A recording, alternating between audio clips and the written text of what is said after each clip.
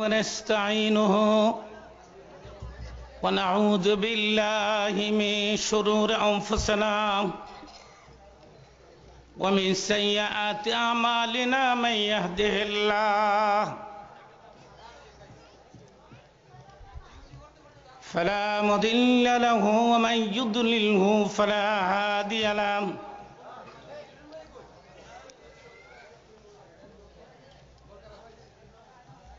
ونشهد أن لا إله إلا الله وحده لا شريك له ونشهد أن محمدا عبده ورسوله فقد قال الله تعالى في كلامه المجيد وفي فرقان الحميد أعوذ بالله من الشيطان الرجيم بسم الله الرحمن الرحيم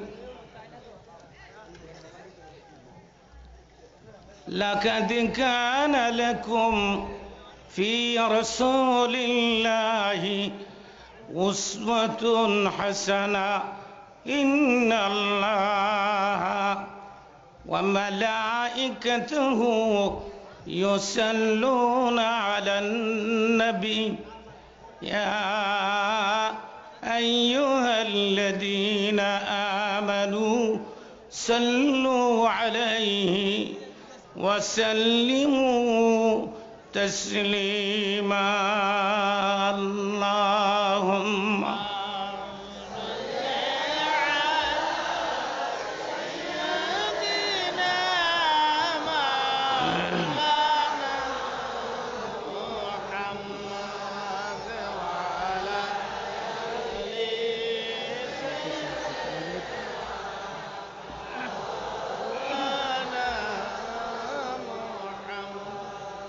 একটু আওয়াজ করে বলি আল্লাহুম্মা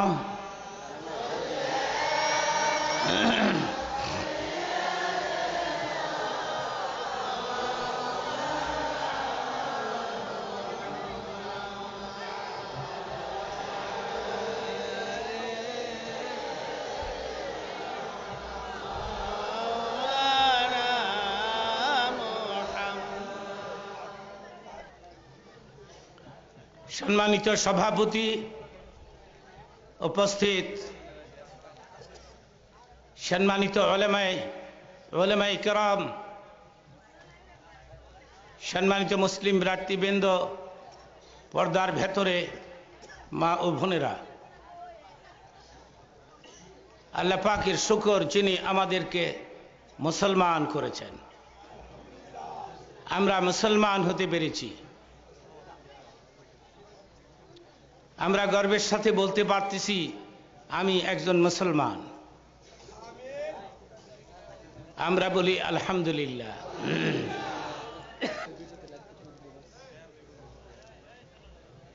বন্ধুগণ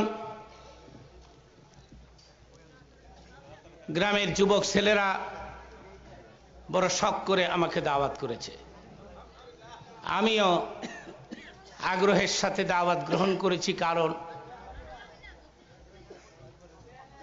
জনাব হক সাহেব তিনি আমার পাশে আমার মহল্লার পাশে তিনি থাকেন সেই অধিকার নিয়ে তিনি আমাকে দাওয়াত করেছেন এবং অসুস্থ অবস্থায় তিনি ঢাকা থেকে আমাকে সাথে করে নিয়ে এসেছেন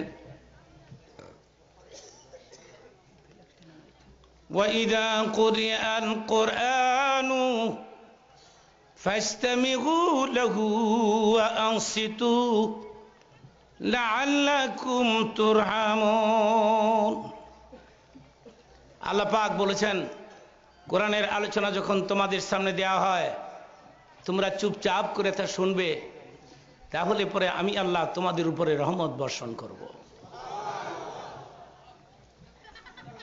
চুপ থাকতে হবে এবং আমার দিকে তাকায় থাকতে হবে বক্তা যখন তার বক্তৃতা স্টার্ট দেয় শ্রোতাদের কাজ হলো বক্তার মুখের দিকে তাকায় থাকা, বক্তা কালো হোক অথবা সুন্দর হোক, ঠিক কিনা? আমার দিকে তাকায় থাকতে হবে ভাইরা। আপনারা আমাকে অনেক ভালোবাসেন, আমি জানি।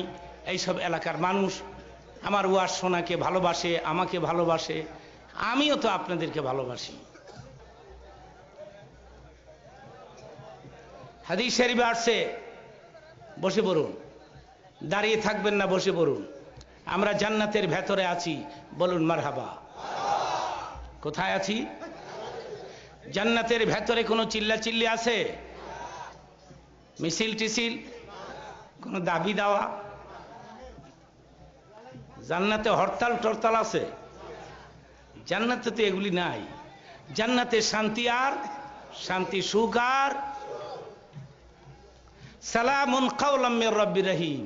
সালাম সালাম, বেহেশতে শুধু শান্তি আর শান্তি। চিৎকার মেরে বলেন মারহাবা। হাদিস শরীফে আসছে, মসজিদে নববীতে এক ইহুদি মসজিদে নববীর বারান্দা অথবা ভেতরে এক ইহুদি দাঁড়ায় পেশাব করতেছে। হযরত মুহাম্মদ সাল্লাল্লাহু আলাইহি সাল্লাম সেখানে ছিলেন, আর হযরত ওমরে ফারুক।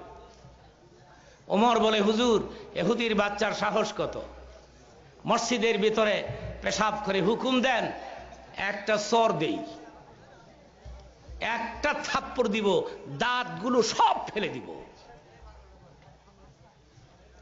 নবীজি বললেন, ওমর খামোশ, লেট হিম ফিনিশ, পেশাব শেষ হোক। তাহলে কারো পেশাব বন্ধ করে ইসলাম আসে নাই। মানুষ মাইরা ইসলাম প্রতিষ্ঠিত করতে চাও, কারো পেশাব বন্ধ করে দেশে ইসলাম প্রতিষ্ঠিত হয় নাই। লেট হিম ফিনিশ, পেশাব শেষ করতে দাও।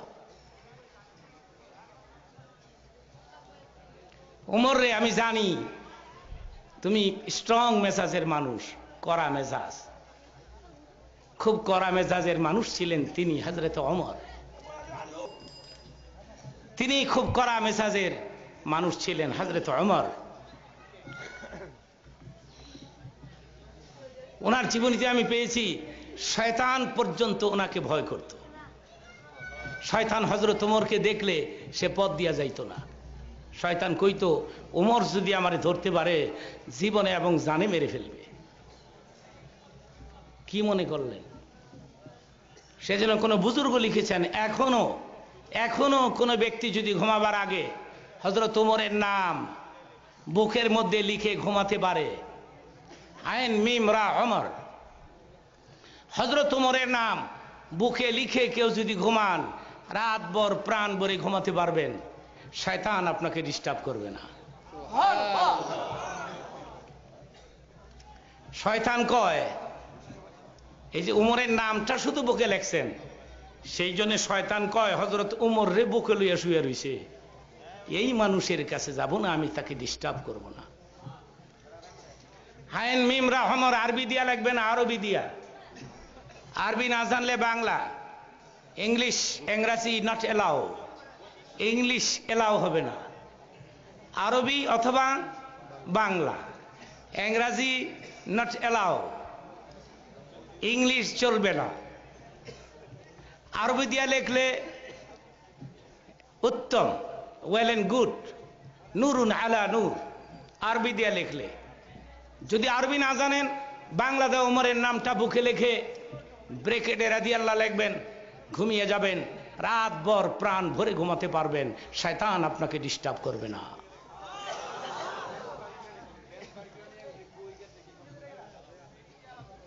তার জীবনীতে আমি পেয়েছি, তিনি একদিন মসজিদে নববীর বারান্দায় ফজরের নামাজের পরে ওয়াজ করতেছেন, নসিহত। তো সূর্য উঠছে। আপনারা বলুন তো, সূর্য কি কারো পারমিশন নিয়ে উঠে? এটা তো একবারই আল্লাহর পারমিশন পাইয়া উঠতেছে এবং